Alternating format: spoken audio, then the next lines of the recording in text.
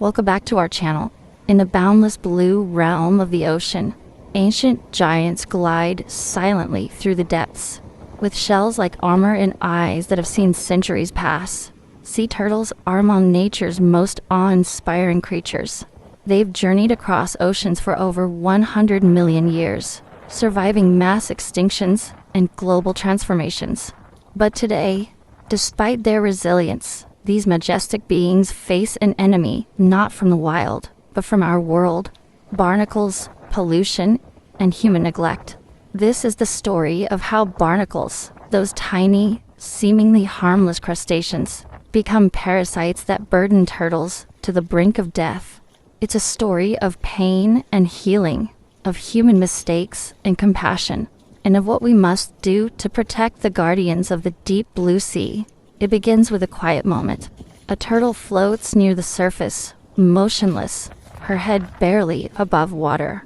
Her shell, once smooth and vibrant, is now blanketed with clusters of hard, white barnacles. Her eyes are dull. Her breathing is labored. She has become a host to something she never invited. She is spotted by a diver, a fisherman, or sometimes by someone walking along the shore. A call is made. Rescue teams are dispatched, and so begins the process of salvation. The turtle is gently lifted from the water. She is not fighting. She is too tired. Every barnacle on her shell adds weight. Every embedded one on her skin causes pain. She is losing the will to swim, but not the will to survive. Barnacles are marine crustaceans that attach themselves to hard surfaces. Normally, they live on rocks, boats, and piers. But when a sea turtle becomes weak, injured, or sick, and begins to move slowly, it becomes the perfect host. What begins as a few tiny barnacles soon becomes an infestation. They cluster on the shell, along the flippers, and around the eyes. Some even dig into the soft tissue of the turtle's skin, causing wounds that become infected. Others form sharp clusters that cut into the turtle with every movement. A healthy turtle can sometimes rub off barnacles by swimming vigorously, but when the turtle becomes too weak, the barnacles multiply, trapping it in a vicious cycle. The more barnacles, the less it can move. The less it moves, the more barnacles it collects. Over time, this parasite-laden existence becomes unbearable. The turtle can no longer dive, hunt, or eat. She floats, bloated and burdened. She becomes a ghost of her former self. When the turtle arrives at the rescue center, a team of marine biologists and veterinarians rush to assess her condition. Her vitals are checked, x-rays are taken, blood is drawn, but the most obvious concern, the barnacles, demands immediate attention. The process of removing barnacles is slow and painstaking. One by one, they are scraped off using tools designed not to harm the turtle's shell. The caretakers work for hours, sometimes days.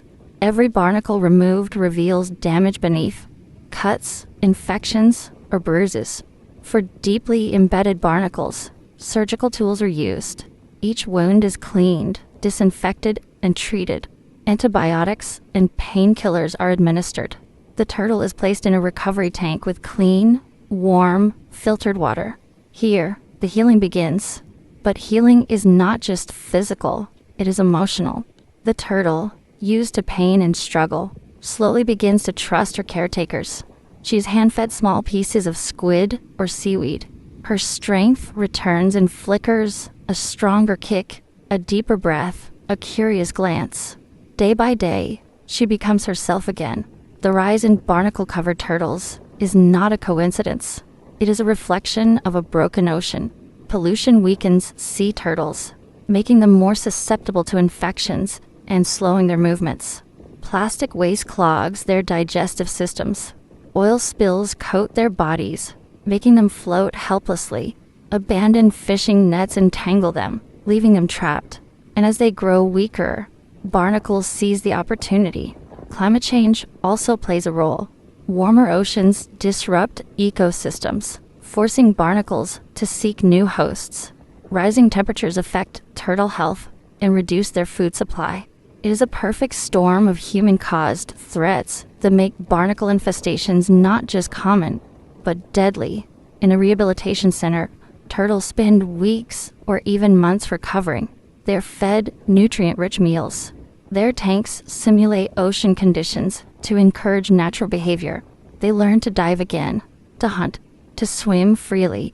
Some turtles arrive missing flippers or blinded by infections. For them, the goal is not just survival, but adaptation. Some receive prosthetics. Others are placed in protected sanctuaries if they cannot return to the wild. Each turtle is given a name, a personality.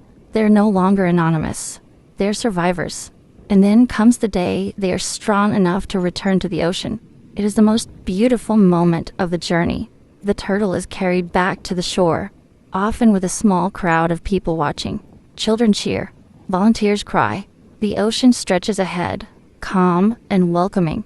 Placed on the sand, the turtle feels the waves touch her skin. She pauses. Then slowly, she moves.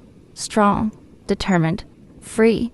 With a few powerful strokes, she disappears beneath the waves. Back to the world she was born to roam. She carries the scars of her struggle, but she also carries the love of those who saved her. We are the reason sea turtles suffer, but we can also be the reason they survive. Every plastic bottle we refuse to use, every beach cleanup we participate in, every dollar we donate to marine rescue, every voice we raise to demand ocean protection is a step toward a better future. We must stop thinking of the ocean as something separate from us. The ocean is part of us. It gives us oxygen, regulates our climate, and sustains life on Earth. When we harm it, we harm ourselves.